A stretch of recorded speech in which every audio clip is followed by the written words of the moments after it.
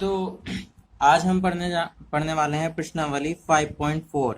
इसमें क्वेश्चन है हमारा कि निम्नलिखित का एक्स के सापेक्ष अवकलन कीजिए। कुछ सवाल दे रखे हैं, उसके हमें एक्स के सापेक्ष अवकलन करने हैं। तो देखिए, पहला सवाल है जैसे ई की power x upon sine x, इसका हमें एक्स के सापेक्ष अवकलन करना है, डेरिवेटिव ज्ञात करना है, इसके सापेक्ष हमें डिफरेंशिएशन करना है इसका। तो इसके लिए हमारे पास एक फॉर्मूला है डिवाइड वाला, जहाँ पे ऊपर एक टर्म है नीचे एक टर्म है। तो हमने ऊपर वाले टर्म को एफ एक्स कहते हैं, नीचे वाले टर्म को जी एक्स मान लेते हैं। तो इसका फॉर्मूला क्या होता है, अगर हम डिफरेंशिएशन करें एफ एक्स अपॉन जी एक्स का, तो जी एक्स का होल स्क्वायर यानी नीचे वाले टर्म का स्क्वायर कर देते हैं अपॉन में, और फिर जी एक्स सेम होता है एफ एक्स का डेरिवेटिव होगा, अवकलन करेंगे F dash x minus F x same होगा जी एक्स का डिफरेंशिएशन करेंगे अर्थात अवकलन करेंगे जी dash x.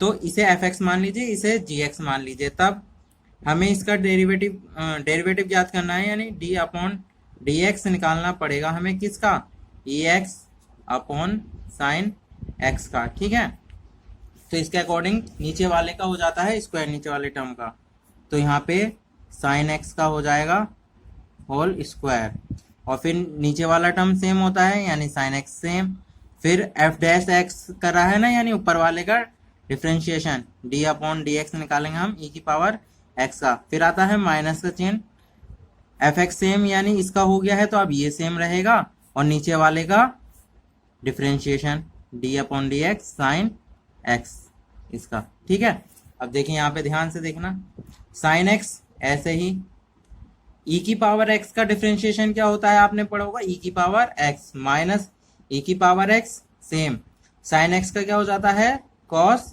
X upon sine x का होल स्क्वायर अर्थात साइन स्क्वायर एक्स।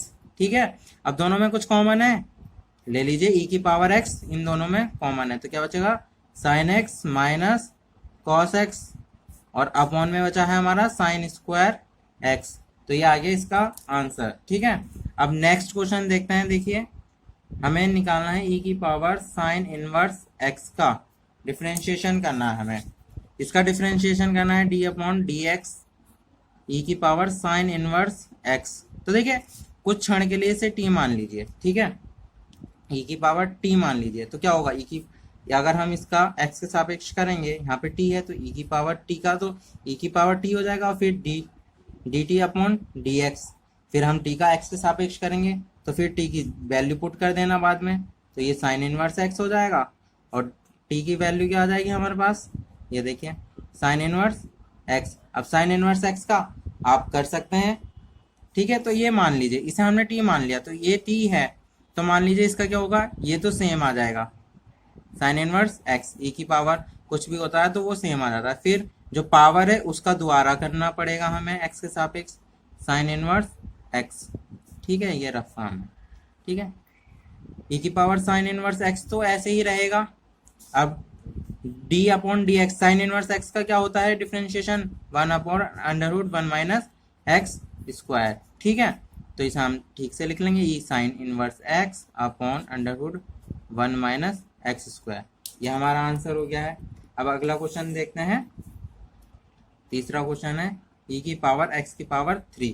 तो देखिए, एक्स की पावर 3 है, इसे हम कुछ क्षण के लिए टी मान लेते हैं। तो देखिए, पहले हमें डिफरेंशिएशन करना है ई की पावर एक्स की पावर 3 का, तो हम इस एक्स की पावर 3 को कुछ क्षण के लिए टी मान लेते हैं, तो ई की पावर टी का क्या होगा, ई की पावर टी यानी ये हो गया, और फिर इस टी का द्वारा होगा यानी डी अपॉन डी एक्स करेंगे हम किसका, एक्स क्यूब का। अब यहाँ पे x की पावर n का फॉर्मूला लगा देंगे, e की पावर x3 ऐसे ही रहेगा, x की पावर n का फॉर्मूला यानी आगे पावर आ जाती है और ऊपर पावर में कमी आ जाती है, तो ये क्या हो गया 3 आगे लिख लेंगे, e की power x cube into x, 3 में से बन गया 2x स्क्वायर, ये हमारा आंसर हो गया। ठीक है, अब अगला क्वेश्चन देखते हैं इसी प्रकार।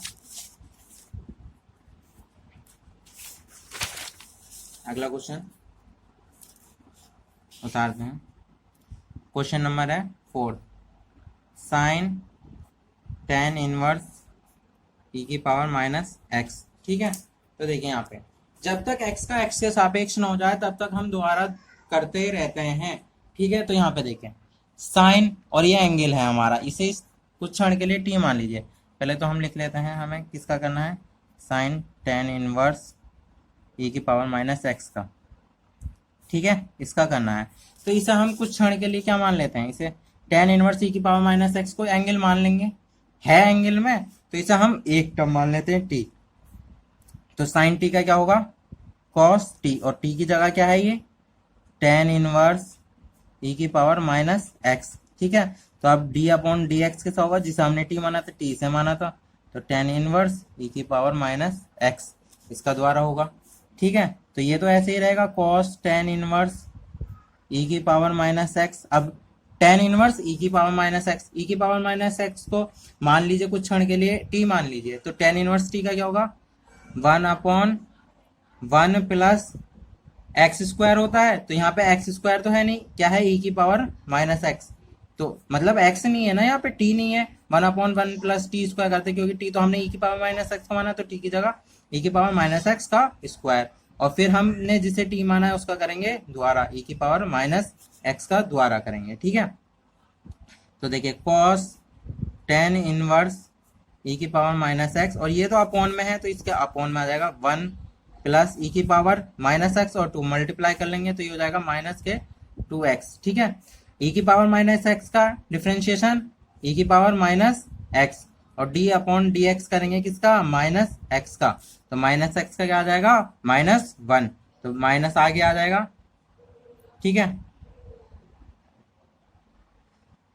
माइनस टेन इनवर्स ई की पावर माइनस एक्स, ई की पावर माइनस एक्स ऐसे ही अपॉन वन प्लस ई की पावर माइनस टू एक्स। ठीक है, तो ये है हमारा आंसर। अब अगला क्वेश्चन देखते हैं, क्वेश्चन नंबर 5। क्वेश्चन है लॉग कॉस ई की पावर एक्स। तो देखिए आपने सबसे पहले ही पढ़ा होगा D upon d x log x का, और यहाँ पे है लॉग कॉस ई की पावर एक्स। ठीक है, तो इसे कुछ क्षण के लिए टी मान लीजिए कॉस ई की पावर एक्स को, तो ये एक एंगल है इसका D upon d x log x का। अगर ये करते हैं हम D upon d x log x, तो क्या होता है उसका वन अपॉन एक्स, तो इसमें एंगल में क्या है, यहाँ पे एंगल में एक्स था, तो यहाँ पे एंगल में क्या है कॉस ई एक्स, तो इसका हो जाएगा one upon cos e x, one upon cos e x.